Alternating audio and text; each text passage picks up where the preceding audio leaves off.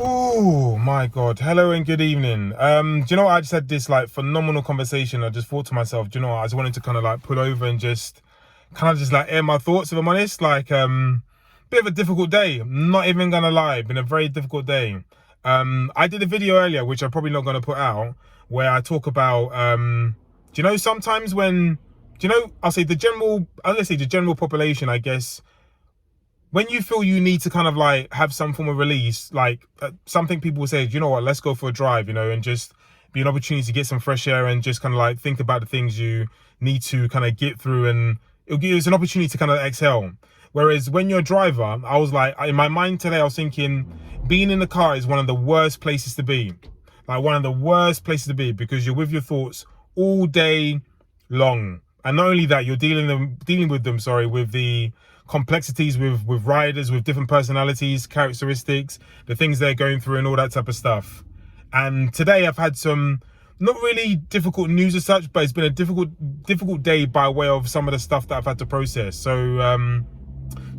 my dad's been ill very recently. My dad's elderly, so like he needs a lot of care, attention, and all that type of stuff. He needs people to pop in every day. He needs carers. He has carers, sorry. And today was a bit of a difficult day by way of it was a difficult day, so I probably don't want to get too much into it. But he's recently come out of hospital, and the lady who I picked up today, she hadn't recently come out of hospital, so I explained her situation. So she has a disability based on having the COVID vaccination. So we were talking about mobility and all that type of stuff for let's say for the first third or maybe half of the journey, but gradually I think the conversation found its way into talking about our parents. I'm not too sure even how and why, but I think maybe I was talking about my book, because I think, no, she saw something in my profile. So we're talking about my book, and in some way, somehow, we're talking about my dad.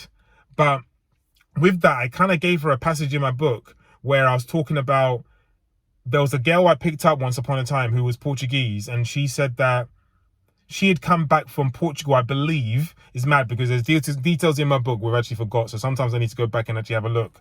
But she had come back from what I believe was Portugal and was living the life. Come back with her ex-boyfriend. It wasn't her boyfriend no more, but she come back because of her parents, in that they were getting elderly or getting old. And she suffered from guilt in regards to actually them getting older and her not necessarily being by them. But, there was something eating away at her that, she wouldn't be able to forgive herself if something had happened and she wasn't there. So she'd come home and to spend a bit more quality time with her parents, but you could see it was eating away at her that she'd rather be elsewhere. And with that being said, sorry, I was telling that I was talking with someone last night, and that they oddly said something to me which actually surprised me, because they've not really taken that kind of stance before in regards to their parents. And they were saying that I do very well by my dad, and they're saying I do very well by my dad. I'm there very often, three maybe 4 times a week, doing this, doing that, constantly talking about my dad in regards to how I want to do this or want to do that. But some of the topics or things we're talking about was, like, it's not necessarily in our culture for our parents to be put in care or to be put in a 24-hour home. And it's something that's beginning to eat away at me, in that I can see my dad needs more support. Like, it needs more support than just the 4 carers going around there 4 times a day. He needs more support than myself or any of my other siblings going around there. He needs like contact, with other people around him, like quite often. My dad's a very social being, or was a very social being. And I think that type of contact is in general very, very important for him. It has been very important for him. Yeah, it's been very difficult. But it's funny because in these conversations, like, I always try to take something away from it, and she said something amazing to me, and I don't want to lose my train of thought in regards to my dad, and as to the difficulties that I've been facing today. So the options that we discussed was my dad potentially going into care. I said that's a thing, as to, like, it's now a possibility, but it's not necessarily in our culture. I've tried staying around, and it's been quite difficult. I just feel it's been very difficult for me. Very difficult for me to stay around. I just can't be myself, and you're constantly, there's nothing wrong with it, by the way, but you're constantly caring for your parents and you haven't really got a life of your own. That was it, sorry. What it is in the book, what I talk about is, when do you then have a life for yourself? The balance is very, very, very difficult as to the Portuguese girl and the struggles she was facing. When do you then have time for yourself? Not when do you have time for yourself. What is the fine balance between looking after and supporting your parents and you actually enjoying and living your life? Because that is kind of like, I'm not saying that's where I am, but what is actually where I am, actually, to be even being very honest, because the conversations that are now being had are like, I want my dad to go to Ghana for a few months. He's been talking about that, but he wants to regain his strength. But the conversation has been, actually, no. Sorry, from his point of view, is he wants to regain his strength before he goes to Ghana. But actually, the conversation between like the siblings and some of the family is, no, going into Ghana right now will be great for you. Actually, you have 24-hour care, you have family around you, but also you have the sun in which you'll be able to go out, take walks and all that type of stuff. Things that you're not necessarily able to do here. Oh my God. She said some other things. There's so much I feel I'm going to miss, but she said something which I thought was amazing. She said some amazing things, to be fair. And I just felt her outlook on life, like following having the COVID vaccination and it actually affecting her mobility, I think was beautiful to see. You know, she was looking on the bright side of life, whereas, you know, some people might focus on the negatives. You know what I mean? She actually said that she hadn't, or she isn't at this moment in time, looking to go down the route of compensation, because she doesn't want her mind to be focused and concentrated on something that's negative. Of course, she knows that's something that will need to be done potentially somewhere down the line, but that's not something that she wanted to do at this moment in time. But sorry, as to the thing that she said that I thought was amazing, she said so let me say it first, sorry. I was talking about the difficulty that I feel I'm having, in that what I wouldn't want to happen, I wouldn't want my dad to pass away alone, you know, because for all your parents do for you, the sacrifices, all that type of stuff, like, I just wouldn't want it to happen. I just wouldn't want it to, I would in some respects struggle with that. But we kind of came to a conclusion that there's no ideal way to pass away. There's no ideal way to pass away. She said I think she said she was lucky that she saw her uncle pass away, as in, like, you know, they were together as a family. But then she also mentioned, I haven't even said what I wanted to say. She also mentioned that her dad passed away, you know, and during COVID, and she didn't get to see him. And she also mentioned another story of her family, and I think her uncle having a child, who suffered from cerebral palsy. And she spoke about her uncle in particular. She didn't say I'm sure she meant the both of them, but she spoke of her uncle, who they dedicated their life to actually looking after their son.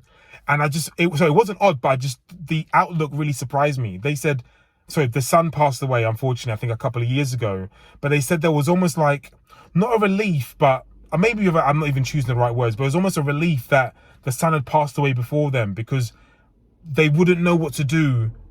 Like, if the worst was to happen to them, you know, what type of care would the son actually receive? You know, but the son was had an amazing outlook on life, always like smiley and just an amazing boy.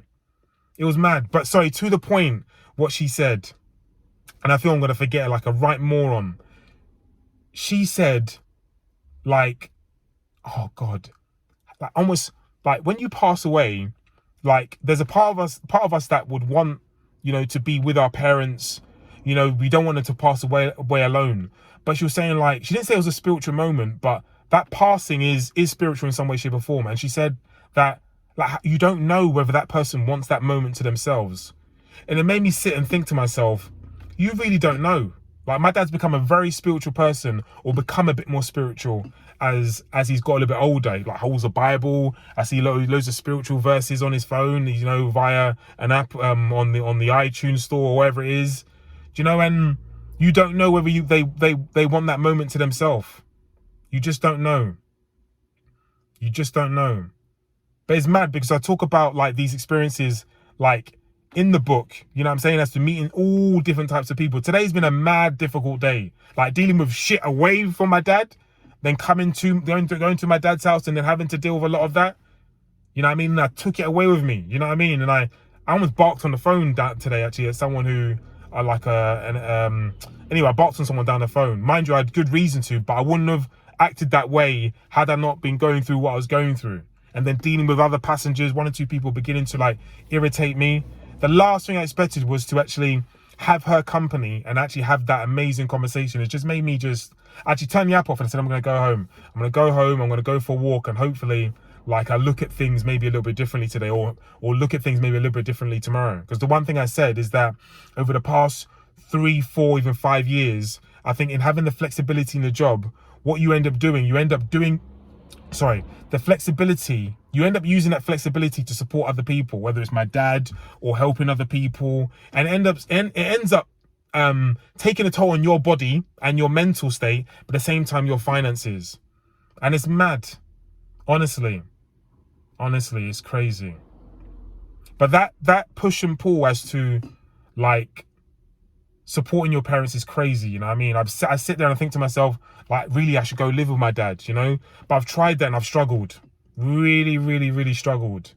You know? I go there 3, 4, even sometimes 5 days a week. And that takes a real toll on my body and actually my ability to go out there and work. You know, and I sit there and I think to myself, like, not is it acceptable, but is it right? You know, because I wouldn't want my kids to do that by me, you know? I wouldn't want to put my dad in a home. Sorry, and these are the discussions that we're beginning to have. You know, I wouldn't want my son to put me in a home. It's mad. It's mad.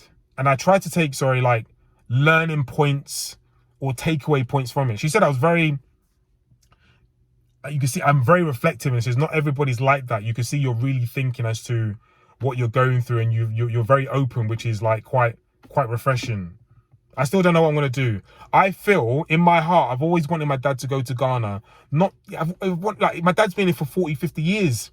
I've always wanted him to go to Ghana and, you know, almost spend his last days out there. I guess that's what a lot of us, you know, who are from the diaspora kind of want to do. And I sat there and I had this selfish moment today where I thought to myself, you know, I'd want to be with him. You know, I want him closer to me, you know, in London. But then as the conversation was coming to a close, I sat there and thought to myself, no.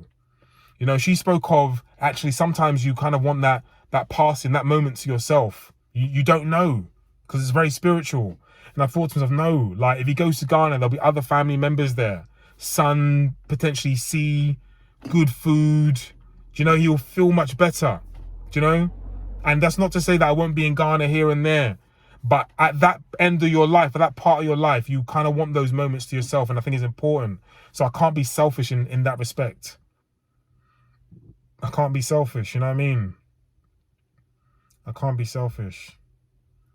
But yeah, I got a lot to think about. Or certainly the family, I've got a lot to think about, you know what I mean? But I have these conversations in the book, or like I've had these conversations often, and these are the conversations I talk about in the book, but they're mad funny stories and weird stories, and you know, what's the word I've been thinking about? Taboo stories that are in the book as well.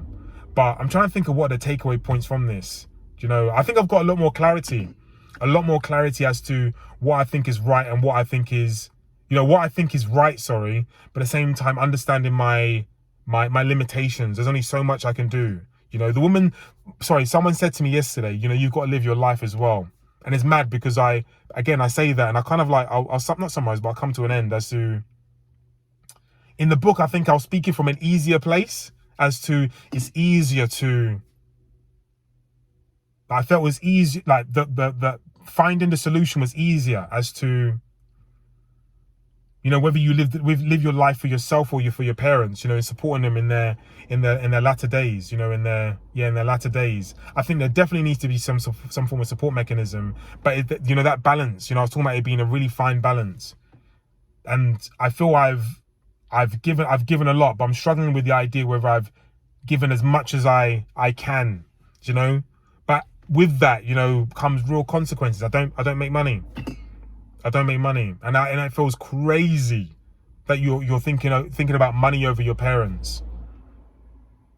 But I'm gonna bring this video to a close anyway, and I guess like some of the learning points I think I've taken from today and my experiences with my dad is that you know, there's only so much you can do, and I guess like there's only so much you can do, and try not to be selfish in what you want for your parents.